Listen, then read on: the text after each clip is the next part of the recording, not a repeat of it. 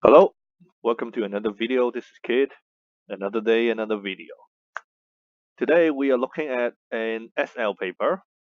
Uh, it is still a paper one, and it is also a paper from 2019. Uh, yeah, but it's SL, and you're looking at it right. This is a normal distribution question in paper one. So no GDC is needed, no calculator is needed. We will see how they can set up such a question without a calculator. Okay, part A. Actually, let's read the question first. The picture is a standard normal distribution, which means the mean and standard deviation are known to be 0 and 1.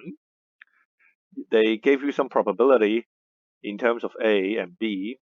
So basically, this part is A, and this little part is B. Okay, so the A is pretty straightforward. What is the probability between negative 1.6 to 2.4, right? So basically here. So obviously, the total probability under the whole curve is 1.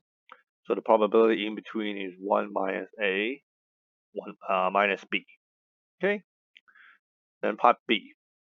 Given that Z is bigger than negative 1.6, find the probability that Z is going to be less than 2.4. Now, this one is a bit more tricky. This is a given type, a conditional probability question. So you need to go to the formula booklet and find the formula for conditional probability. So I think that would be the probability of I think B go first. B given A is A intersect B over the probability of the given one of the given one. Okay. So remember A is the thing that they say to be given. So this is A, and so whatever they are finding is B. Okay. So they want the probability that was A is Z being bigger than negative 1.6, while B is Z being less than 2.4. Now remember the symbol intersection. Intersection means and. Okay, so they want the probability of Z being bigger than negative 1.6 and Z being less than 2.4. Okay, so what that really means is Z is between negative 1.6 and less than 2.4. Okay, this is the key of doing conditional probability. You need to somehow think about what this means. It is almost never that you would multiply the probability of A with the probability of B. It's basically never. Okay, so that's the top divided by the probability of A. So A is Z being bigger than negative 1.6.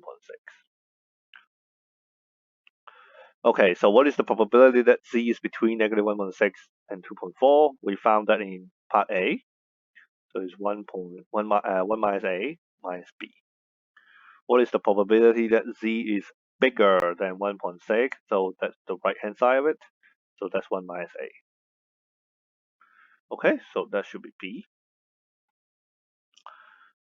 Next, we have a second normal distribution, X. Mean is unknown. Standard deviation is unknown. So this should ring some bell. This should tell you should probably do standardization in order to find the mean or standard deviation if they ask for it. Okay, it is known that the probability of X being less than 1 is A. What is the standardized value for X being 1? Okay, I'm not sure if you know what's the meaning of standardized value. If you know, you should know the answer directly is negative 1.6 due to this. But if you don't, let me explain. Okay? So from the question, we know this. We know that the probability of X less than 1 is A. As I said, it is quite obvious that we should do standardization, right? So let's standardize it. Again, the formula for standardization is X minus the mean divided by the standard deviation of X. Okay? So the mean of normal distribution X is M. So it's 1 minus m over the standard deviation of normal distribution x, which is s, equal to a. Okay. Then again, x minus mu over sigma becomes the standard normal, less than some value here, whatever this number is, should equal to a. Okay. Now you should know this value is called the standardized value. So if we found this value, that would be the answer to the standardized value. Okay, what should this be? As I said, it's negative 1.6 because of this. Okay, because they already told you that for z, when the probability is less than a, the value here is negative 1.6. Okay, the value here. Therefore, this number is negative 1.6. Therefore, the standardized value when x is 1 is negative 1.6. Okay? So the rest is pretty standard. They give you another probability and you are asked to find s. It should be clear that you can also find m. It's just that the question is not interested. So obviously we would do standardization again. So same thing, x minus mu over sigma bigger than 2 minus m over s equal to b. So this becomes z bigger than some value, whatever the value is b, and from above we know that that value is 2.4, right? Because bigger than this value give probability of b. What I mean is 2 minus m over s is 2.4, and from here we know that 1 minus m over s is negative 1.6.